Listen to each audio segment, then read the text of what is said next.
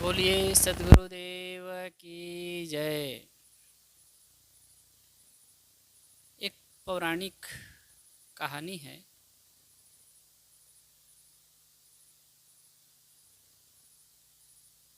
प्रजापिता ब्रह्मा के पास 3 लोग गए। देवता, दानव और मनुष्य, तीनों के प्रतिनिधि गए और जा कर के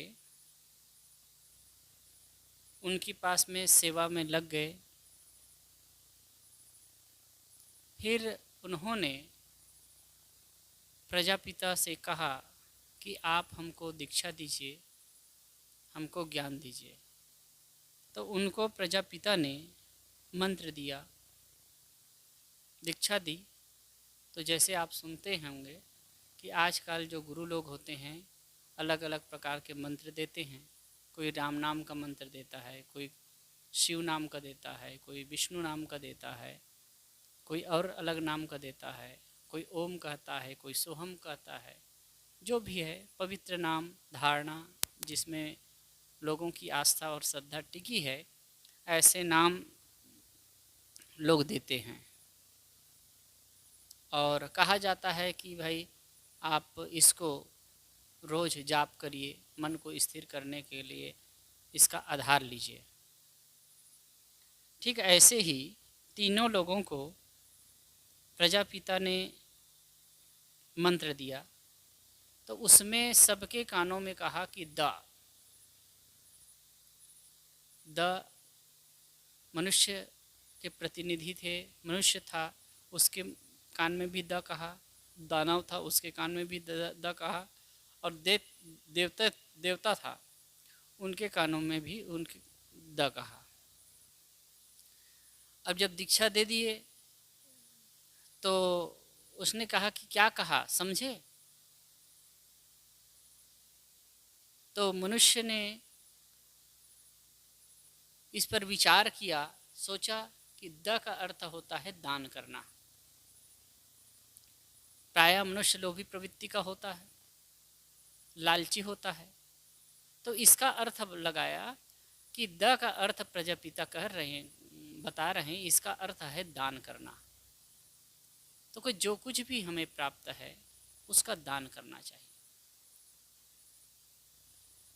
और जो दानव था उसको पूछा गया कि आप क्या समझे। तो कि दानव हिंसक प्रवृत्ति वाले, हिंसा की भावना अधिक होती थी। तो वो उसका अर्थ लगाते हैं कि दया करना। और देवताओं का जैसे कि पुराणों में वर्णन है, लंपट जैसे होते थे, बहुत विषय भोगी होते थे। तो वो अर्थ लगाते हैं दया करना। दान, दया और दमन। देवता लोग जो भोगी प्रवृत्ति होते थे उनके लिए दमन, द का अर्थ दमन लगाए। तो दान, दया और दमन, ये 3 बातें आई कि मनुष्य को जीवन में यदि सुखी होना है, यदि प्रसन्नता से जीवन जीना है, तो ये 3 चीज़ों की आवश्यकता है। एक कहानी के माध्यम से कहा गया। पहली बात हम लें, दान करना। मनुष्य मेहनत परिश्रम करता है, उसके पास धन दौलत होता है।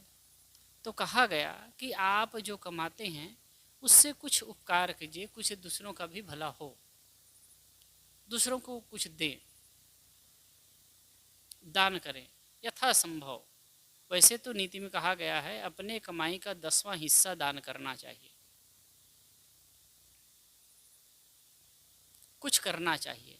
देने से त्याग की भावना आती है, मोह कम होता है, लालच कम होता है, तृष्णा कम होती है। इसलिए कुछ न कुछ करना चाहिए। इसलिए उपनिषद में एक जगह कहा है, श्रद्धा देयम अश्रद्धा देयम, श्रिया देयम भ्रिया देयम, श्रिया देयम ह्रिया देयम भ्रिया देयम संविदा देयम। श्रद्धा देयम, श्रद्धा देयम, श्रद्धा से दो। तो कहा कि सामने वाला कहा कि श्रद्धा नहीं है, तो कहे अश्रद्धा से ही दो, देते देते श्रद्धा हो जाएगी। श्रिया देयम, श्रेय नाम धन है, साधन है आपके पास तो दो। ह्रिया देयम, लज्जा से दो। भ्रिया देयम, भय से दो कि अंततः सब छूट जाएगा। जैसे भ्रिया देयम, भय से दो कि अंततः सब छूटने वाला है। संविदा देयम, इकरार कर दिए हो किसी को देने के लिए तो दो।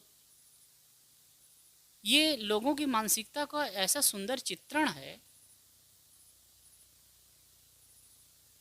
कि क्या पूछना, श्रद्धा से दो। श्रद्धा है किसी के प्रति, जहाँ आपकी श्रद्धा बनती है। वैसे दान के 3 जगह होते हैं। सार्वजनिक स्थल, जहाँ सामाजिक काम होते हैं, लोक निर्माण का लोगों का काम होता है, परोपकार का काम होता है, अनेक लोगों को जहाँ लाभ मिलता है, ऐसे जगह दान देना चाहिए। दूसरी जगह है पुण्यात्मा, जो साधना प्राण है और जो पुण्य का काम करते हैं, जो निर्मल आत्मा है, साधन संपन्न है, ऐसे लोगों को देना चाहिए। और तीसरा है दिन दुखी। ये 3 जगह होते हैं। दिन दुखी हैं उनको करुणा से देना चाहिए, पुण्यात्मा हैं उनको श्रद्धा से देना चाहिए, और सार्वजनिक जगह में परोपकार की भावना लेकर के देना चाहिए। अब ये देते हैं तो अपने हृदय की विशालता होती है, उदारता होती है। कबीर साहब ने कहा है, चिड़िया नदी का पानी को अगर चोंच में उठा ले जाए तो उसमें नदी का पानी कम नहीं हो जाता है। ठीक ऐसे ही यदि हम अपने कमाई का कुछ हिस्सा परोपकार में लगाते हैं, दान धर्म में लगाते हैं, तो फिर हमारा कम नहीं हो जाता है। इससे सीधा बात ये है, बेनिफिट ये होता है कि हम देते हैं तो एक त्याग की भावना आती है। त्याग से ही त्याग का बढ़ चढ़ेगा, जो करे शुरुआत वही चढ़ सकेगा, गुरुदेव जी ने कहा। त्याग की भावना आती है। और अगर हमारे संकीर्णता होती है, सकेलने की प्रवृत्ति होती है, रखने की प्रवृत्ति होती, खींचने की प्रवृत्ति होती है, तो वो प्रवृत्ति बढ़ती जाती है। अब देखें किसी किसी के पास में कितनी संपत्ति होती, करोड़ों की संपत्ति होती, फिर भी कुछ नहीं निकलता है, मक्खी चूस बने रहते हैं। तो दान की भावना होनी चाहिए। इससे क्या है, हमारा मन उदार होता है। और ऐसा नहीं है इससे कोई स्वर्ग की प्राप्ति हो, ऐसी बात नहीं है। स्वर्ग तो मरने के बाद, ये तो कल्पना की बात है। लेकिन त्याग की भावना आती है तो हमारा जो मन है, जो संकुचित होता है, वो खिलता है। जो गांठें बनती हैं वो टूटता है। और जो परोपकार की भावना होती है, हम लोगों को देने लगते हैं, तो उससे हमारी जो मानसिक गति कटती है, तो हम बहुत सारे ऐसे रोगों से, ऐसे मानसिक अवसादों से मुक्त हो जाते हैं। तो इसलिए देना सीखना चाहिए, दान की भावना हृदय में होनी चाहिए। और अगर नहीं देने की बात होती, नहीं देते हैं, तो लालच और तृष्णा में आदमी पड़ करके मरते हैं। अब ये ऐसी बीमारी है, मानसिक बीमारी, कि इसमें आदमी पड़ गया तो फिर उबर ही नहीं पाता है। कितने लोग होते हैं ना, कितने लोगों के बाल बच्चे नहीं हैं, कुछ नहीं है, अकेले दुकेले हैं, लेकिन इतने लोभ लालच में पड़े रहते हैं कि क्या पूछना। तो पहली बात है दान। दान की भावना होगी तो त्याग की भावना आएगी और मन खिला रहेगा, मन में प्रसन्नता की बात आएगी। अब सीधी सी बात है, कुछ रुपये लेकर के आप जा रहे हैं और 3 बातें घट सकती है। या आप होटल में गए और 100 रुपये लेकर के और कुछ खाए पिए, ख़त्म हो गया। खाए पिए, पैसा होटल में चला गया, मैनेजर के पास चला गया, और आप खाए, कुछ समय बाद पच करके वो टट्टी होकर के बाहर निकल गया। दूसरी बात है, आप पैसा लेकर के जा रहे थे, किसी ने आपको डांट करके, मार करके, छीन करके पैसा ले गया, ये भी बात हुई। तो इस बात को लेकर के आप जब भी याद करेंगे दुखी होंगे, मन खिन्न होगा। तीसरी बात है, यदि आप 100 रुपये लेकर के जा रहे हैं और कोई ऐसा कोई दीन गरीब मिला या कोई ऐसे भूखा प्यासा हुआ, कोई ऐसे कोई संत महापुरुष मिला, उसको आप सहयोग कर दिए, किसी को खिला दिए या किसी का किसी प्रकार सहयोग कर दिए, कोई मुसीबत में था उसका सहारा बन गए, तो वो बातें जिंदगी भर आपको याद रहेगी और आप जब भी उसको याद करेंगे आपका मन प्रसन्नता से भर जाएगा, खिल जाएगा। इतनी बात है। तीनों अवस्था में आपके हाथ से पैसा चला गया, कोई छीन लिया तो भी चला गया, आपने कुछ खा लिया तो भी चला गया, और किसी को दे दिया तो भी चला गया। लेकिन खाए वो उसी समय के लिए, और जो छीन लिया तुम्हारा पैसा तो वो जब भी याद करेंगे आप दुखी होंगे। और जो आप अपने स्वेच्छा से, निष्काम भाव से दूसरे की सेवा में लगा दिया, तो जब भी उसकी याद करेंगे आपका मन प्रसन्नता से भर जाएगा, खिल जाएगा। तो ये लाभ है। तो अपनी जो पकड़ है, अपनी आसक्ति है, उसको तोड़ने के लिए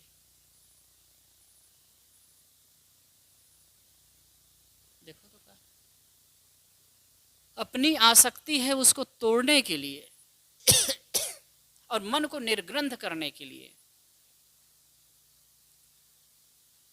दान करने की आवश्यकता है। और इसीलिए गीता में भी जो दैवी संपदा का जहाँ वर्णन किया गया है वहाँ दान की महिमा बताई गई है। तो पहली बात है दान। तो मनुष्य खास करके लोभी प्रवृत्ति का होता है, लालची होता है, संग्राहलु प्रवृत्ति का होता है। तो इसलिए उपदेश है। वैसे दानव, मनुष्य और देवता कोई अलग योनि खानी नहीं है, ये मनुष्य की ही कैटेगरी है। मनुष्य में ही देवत्व, दानवत्व और मनुष्यत्व उद्घाटित होता है। तो पहली बात दान की आई। दूसरी बात है दमन। जैसे पौराणिक कथा है, पुराणों में चर्चा है कि दानव बहुत हिंसक होते थे। वास्तव में ऐसा नहीं, दानव एक जाति है, वो लोग भी बड़े सभ्य होते थे, अच्छे होते थे।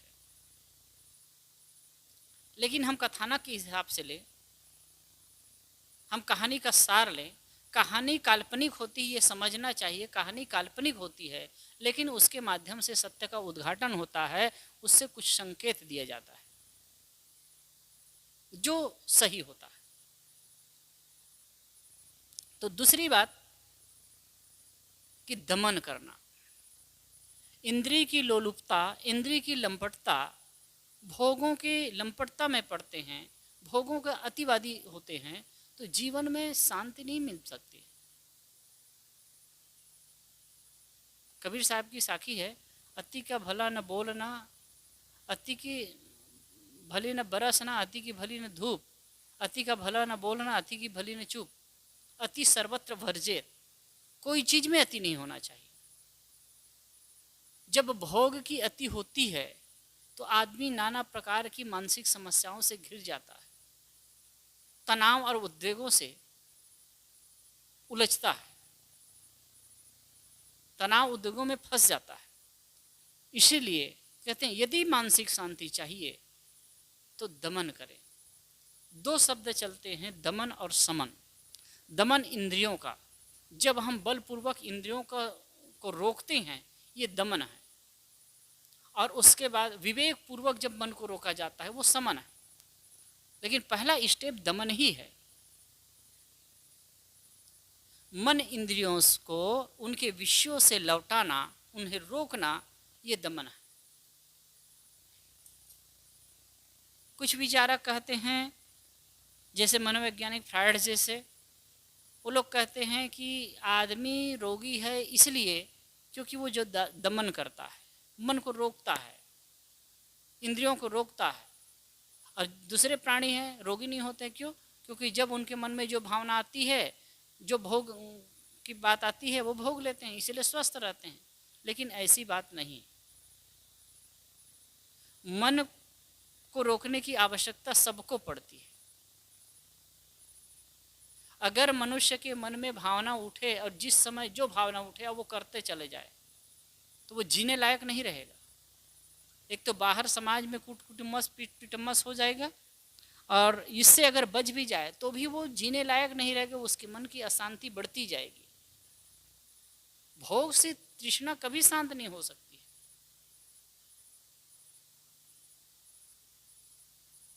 हविषा कृष्ण वर्त में भुआदि वर्धते, भुआ भी वर्धते, ये कहा गया है। जैसे कि आग में घी डालते हैं तो आग बढ़ती जाती है, ठीक इसी प्रकार भोगों के रूपी घी जब डालते हैं इंद्रियों में तो वो फिर वो तृष्णा बढ़ती जाती है।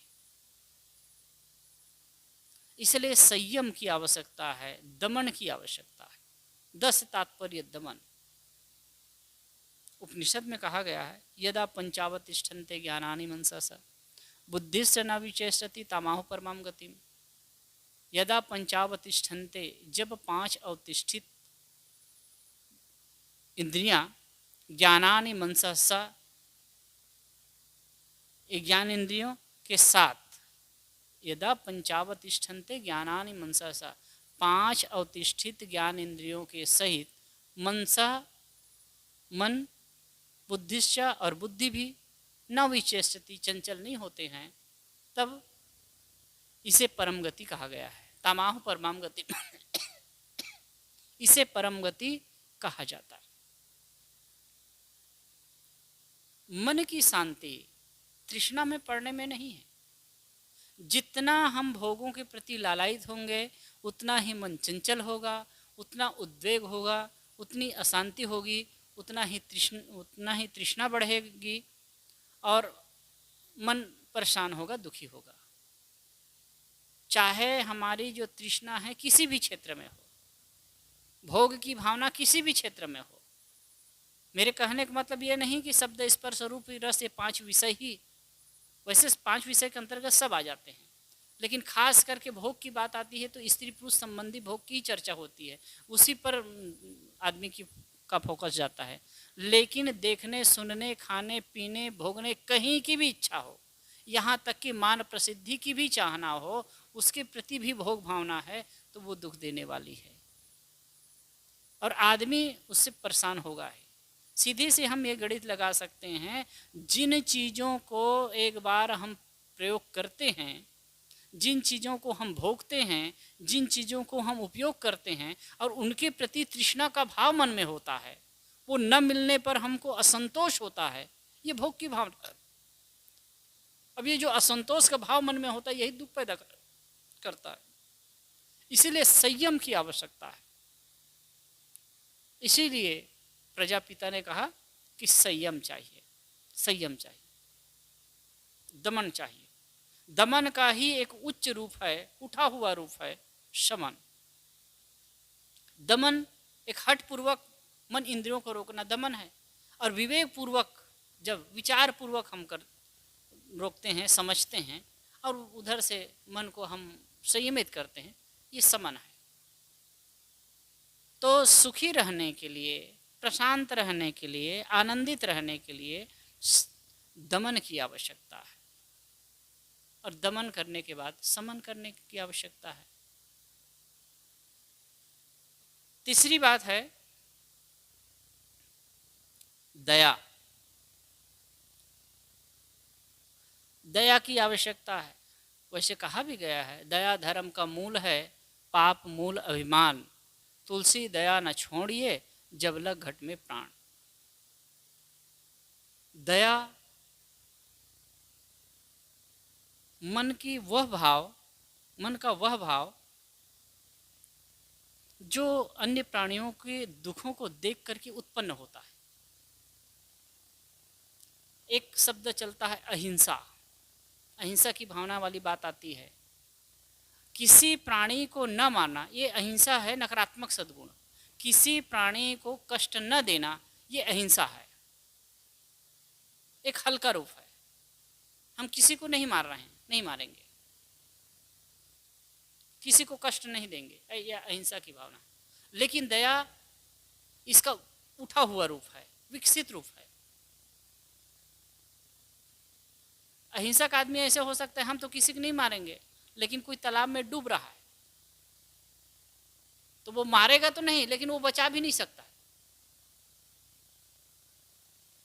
लेकिन दयालु आदमी, एक दयालु है, वो आदमी किसी दूसरे के दुख को देखकर द्रवित हो जाता है और यथासंभव उसे बचाने का प्रयास करता है, यथासंभव उसे बचाने का प्रयास करता है।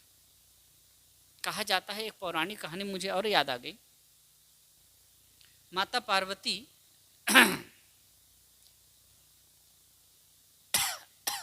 शंकर जी को प्राप्त करने के लिए, नारद जी ने बता दिया,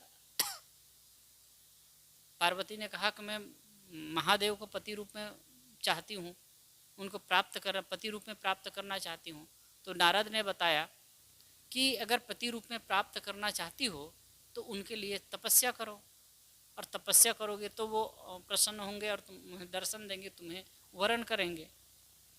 तो वो तपस्या करने लगी, लेकिन शर्त था कि अमुक दिनों तक, इतने दिनों तक कि तुमको तपस्या करना है। घोर, वैसे पौराणिक तो है कि भाई बहुत साल तक के वो तपस्या की, लेकिन बात है तपस्या कर रही थी।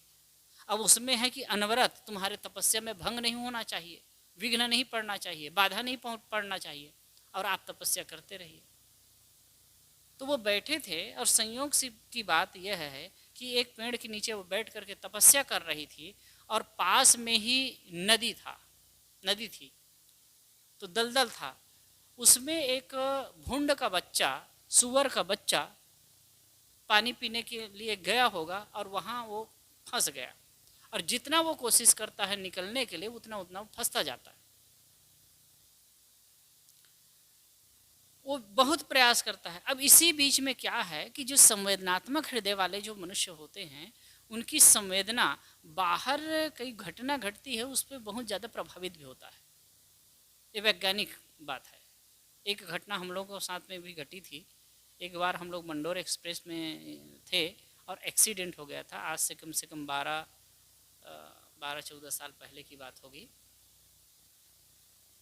गुरुदेव जी थे उस समय, सदगुरु अभिलाष साहिब जी के साथ में थे। एक जगह कार्यक्रम से दूसरे जगह जा रहे थे, राजस्थान से दिल्ली, और जयपुर के पास में एक्सीडेंट हुआ।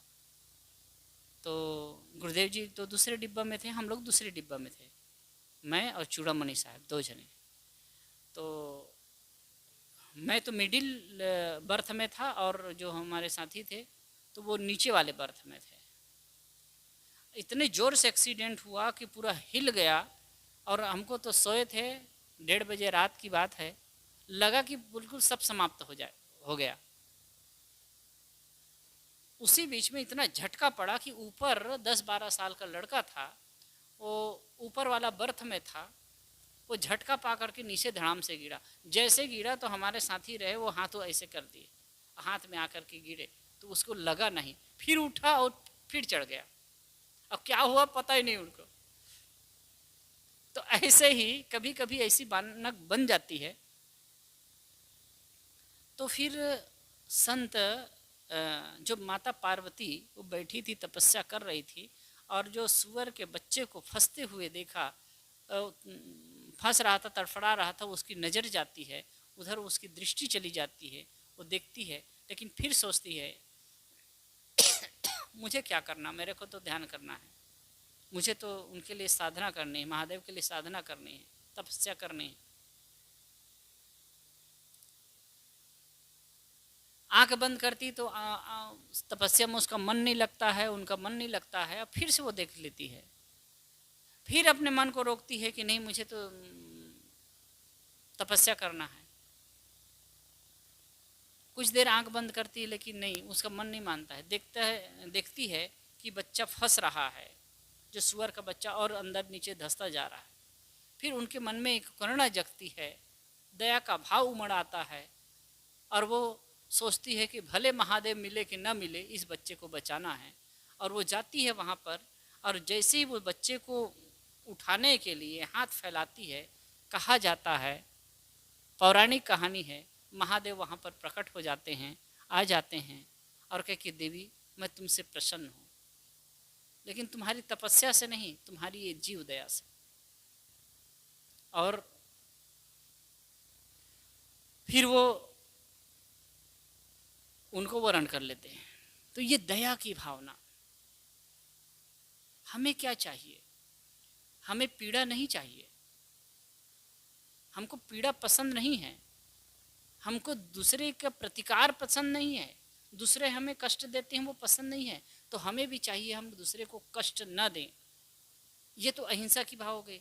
लेकिन दूसरे के दुख को देख करके जब हम करुणा विगलित होते हैं, संवेदनात्मक हृदय वाले के अंदर में ज़्यादा होता है, जब हम करुणा विगलित होते हैं, हमारे अंदर संवेदना जगती है, ये बहुत बड़ी बात है। तो यथासंभव दूसरे के दुख को, कष्ट को दूर करने का हमें प्रयास करना चाहिए। और वास्तव में ये भावना जिसके अंदर जितनी अधिक होती है, जितने अधिक दया और करुणा की भावना होती है, वो उतना ही महान होता है। महात्मा बुद्ध की करुणा, सदगुरु कबीर की दया, ये उच्च कोटि का है। कबीर साहब तो कहते हैं, मैं रोवो यह जगत को, मोको रोवे न कोई। कितने लोग हैं जगत के लिए रोने वाले? सिर्फ अपने लिए, अपने स्वार्थ को देखते हैं। अपने से हुआ तो अपने परिवार के लिए रोएंगे, पत्नी और बच्चे के लिए रोएंगे, ज़्यादा और बढ़े तो गांव और समाज के लिए रोते हैं, और अधिक होगा तो अपने कुटुंब के लिए रोते हैं, और कुछ हो गया तो अपने जाति भाई के लिए रोते हैं। पूरे दुनिया के लिए रोने वाले, सबको वसुदेव कुटुंबकम की भावना लेकर सबके लिए हित कामना करने वाले, सोचने वाले, उनके कल्याण की बातें सोचने वाले, उनके दुख दर्द को दूर करने की बात सोचने वाले कौन होते हैं? वो संत महापुरुष से होते हैं। तो ये उच्चतम दृष्टि जिसकी होती है, एक संतत्व दृष्टि होती है, एक हंस दृष्टि होती है, उन्हीं की ये भावना हो सकती है। और वास्तव में इसकी आवश्यकता है। तो तीन बातें ये बहुत महत्वपूर्ण है, सरल ढंग से कहा गया। द द द दान करो, दमन करो और दया करो। यदि हम आप सुख और शांति चाहते हैं, यदि जीवन में प्रसन्नता चाहते हैं, यदि जीवन में सुकून चाहते हैं, तो यथासंभव जो हमारे पास है, प्राप्त धन ऐश्वर्य है, हम जो कमाते हैं, कुछ हिस्सा जरूर परमार्थ के लिए खर्च करना चाहिए। जहाँ जिसकी जैसी भावना होती है, जहाँ जिनकी श्रद्धा है, वहाँ कुछ करें। हाँ, इसमें एक बात और मैं ऐड करना चाहूँगा कि बहुत ज़्यादा मंदिरों में चढ़ाने की आवश्यकता नहीं है, भगवान को चढ़ाने की आवश्यकता नहीं, भगवान को धन की आवश्यकता नहीं है। धन की आवश्यकता, पदार्थ की आवश्यकता प्राणियों को है, मनुष्यों को है। तो वहाँ देने की अपेक्षा, और वो आप देख लीजिए कहीं देते हैं तो उसका क्या उपयोग हो रहा है। तो जहाँ परोपकार का काम होता हो, जहाँ सामाजिक उन्नति का काम होता हो, जहाँ दिन दुखियों की सेवा होती हो, जहाँ कोई पुण्यात्मा रहते हैं, साधना भजन करते हैं, समाज का काम करते हैं, शिक्षा उपदेश करते हैं, समाज को दिशा देने का काम करते हैं, ऐसी जगह कुछ न कुछ अंशदान जरूर करना चाहिए। और मन की शांति के लिए, आत्म शांति के लिए मन इंद्रियों का दमन चाहिए। और तीसरी बात है, दया चाहिए। मनुष्य के अंदर में दया का भाव हो, वास्तव में दया का गुण है, वही महान मानव है, वही श्रेष्ठ है। मनुष्य की 3 कैटेगरी, वैसे 4 कैटेगरी होती है।